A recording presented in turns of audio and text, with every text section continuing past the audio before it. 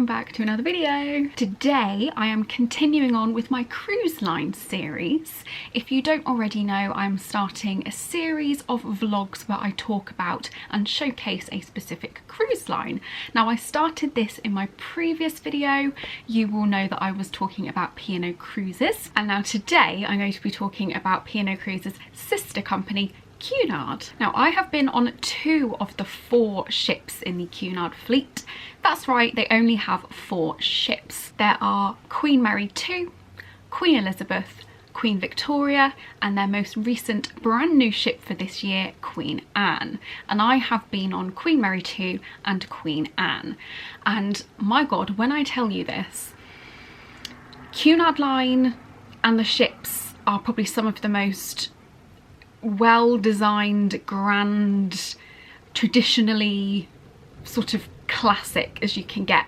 And I will always say this, Cunard is as traditional as you can get to old-time cruising, and I mean that as like a compliment, like in the best way possible. If you want traditional cruising, if you want tradition, if you want class, if you want to dress up to the nines every night, Cunard is the line for you. Now, Cunard Line does go a long way back to like tens of years ago, like to like a century.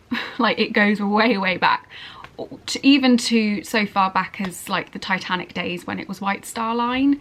Cunard does have some ties with White Star Line. It's not specifically the same company, but there are sort of like, it's like almost like a bit of a family tree, but there are ties to White Star Line. And Cunard was founded by a man called Samuel Cunard, hence the name. Now, Cunard is a British line. It's always been a British cruise line, but again, there are sort of ties to other countries such as the US because of a very popular, well-known voyage experience, a transatlantic voyage, which Queen Mary II is most known for, just sailing back and forth to New York.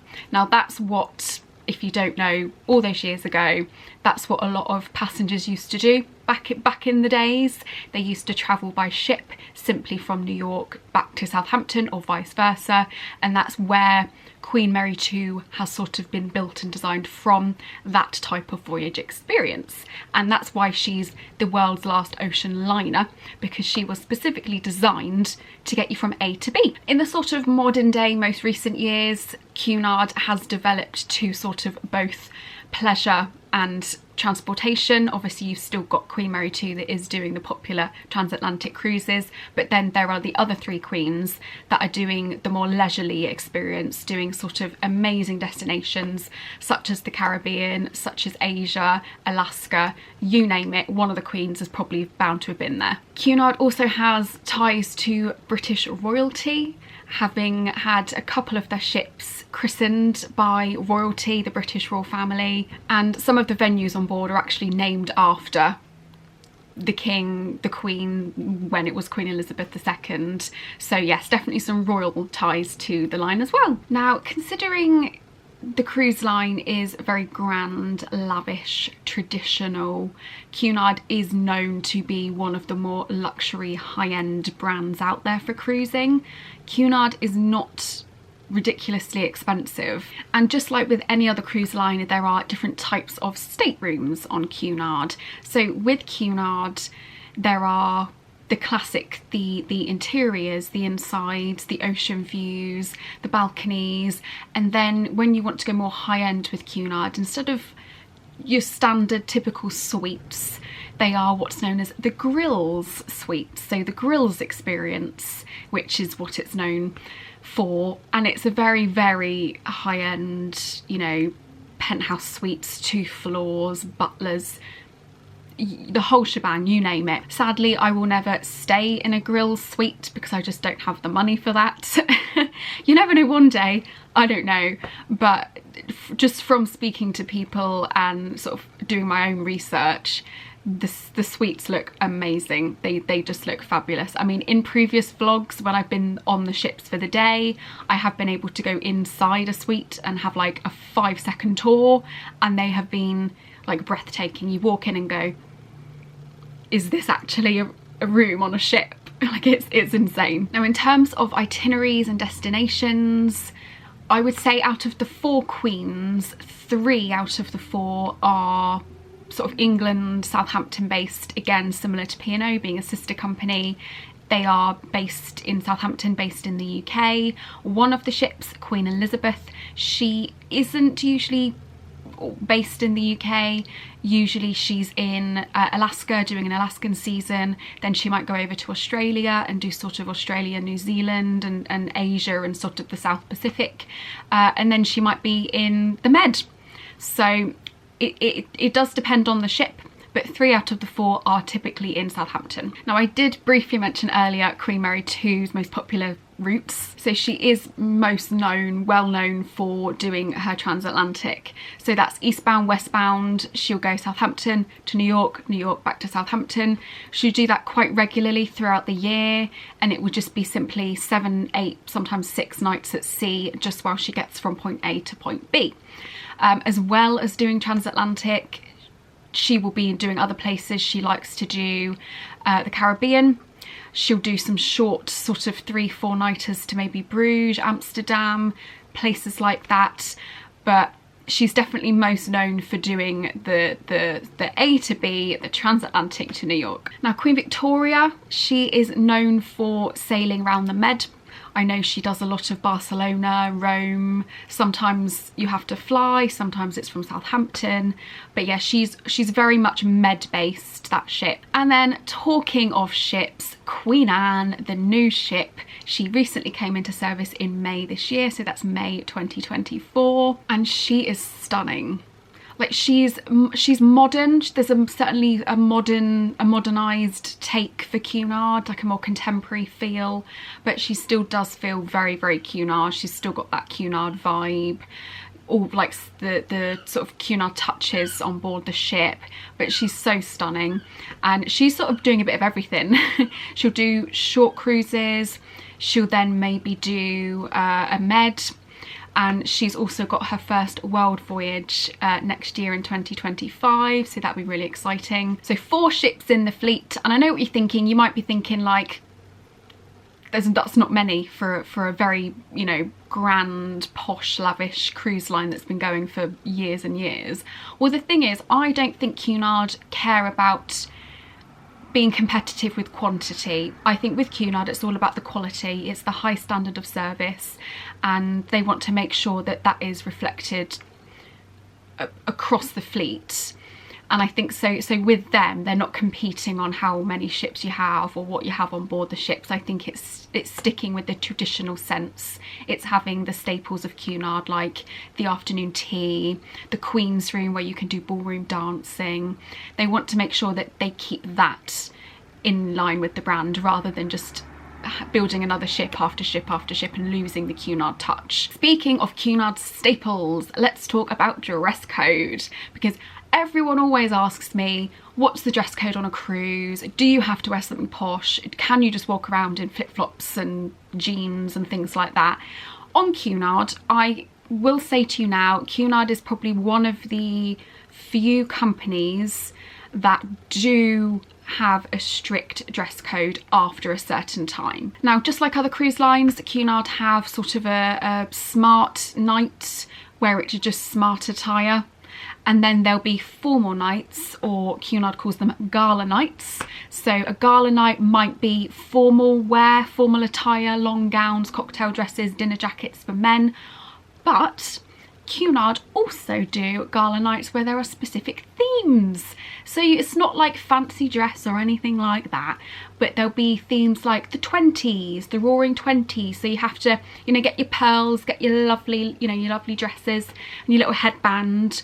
All of that, honestly, the photos I've seen of the 20s on board Cunard have been amazing. Other themes include masquerade, like the whole shebang of getting your mask or wearing it around. Oh, honestly, I hope one day to have a masquerade theme on board a Cunard ship, because I would proper go all out. And I've even got a masquerade mask from when I had to do a masquerade ball at uni, so I'm ready to go. But Cunard is quite strict on dress code and the venues, so typically the dress code is enforced after 6 p.m. So when you go to dinner, when you're maybe having pre-dinner drinks, when you're in the theatre, the dress code must be adhered to. I have heard on quite a few occasions guests not adhering to the dress code, and they will be told to leave the venue or go and change. So that's simply what it is on Cunard's, because they want you know, to keep up with that tradition, which is dressing up after, you know, after 6 o'clock, which is what they've always done, and they will always stay in line with, because that's a staple on Cunard. But again, just like with other cruise lines, there are venues if you want to dine in the evening and you don't want to dress up, you don't have to. There'll be like buffet, you can go to the buffet and have food there. No one will tell you off for not wearing your mask or anything like that. That's nothing to worry about. But it's always keeping in mind on Cunard, the dress code and dressing up on those ships is a very common and very popular thing to do. And there are so many amazing things to do on board the ships. Obviously between the 4 ships there are some of the Cunard staples, such as the Queen's Room, which I mentioned briefly earlier, which is where they do ballroom dancing, but also which is where they have their world famous afternoon tea. Now that is more of like an experience than just sitting down and having afternoon tea. Like, you all go and sit down, then all of the staff will come out, all of the waiters will come out and present you with the offerings of the day, and it's just like it's almost like a spectacle. It's not just sitting down and having tea and eating cakes. It is an experience, and it is very famous on Cunard, and again, they'll never get rid of that. They'll never stop doing that, because everyone loves it. Everyone goes on Cunard specifically for that as well. Cunard also offers some unique touches on board their ships. For example, Queen Mary 2 features a planetarium. You heard me, a planetarium on a cruise ship. Now that just makes me think of Ross from Friends. Yes, I actually got to go into the planetarium. There wasn't anything showing, sadly, but I got to sort of go in and sit down and look at, you know, just the size of it and you know what you can expect, and it's amazing. But I have heard it's very popular, so make sure you book. In terms of dining, again, it does depend on where you've sort of booked your accommodation for. So if you've booked an inside ocean view or Britannia balcony, as they're known on board Cunard, you get to dine in the Britannia restaurant, which is like a proper lavish grand 2-story like massive restaurant, like it's so big. And then if you're dining, if you've booked in the Britannia Club balcony, which is like a deluxe balcony, then you can dine in the Britannia Club restaurant. And then if you've booked the grills, so the Queen's Grills or the Princess Grill suites, you will dine in either the Princess Grill restaurant or the Queen's Grill restaurant. Now all of those restaurants are included in your fare. You can also, if you're not wanting a sit down meal, you can go to the buffet, which is again free of charge. And then there are also alternative dining venues, which may be either a pay per dish or a cover charge, like a supplement to pay for like a 3-course meal. Those options are available as well. Now Cunard is family friendly, so if you've been watching all of this time and thinking, no, that doesn't sound like it's for children, it's too posh, too grand, nope, it's child friendly. They have a kids club on board from 2 to 17. Just like any other cruise line, they have facilities and activities available for kids.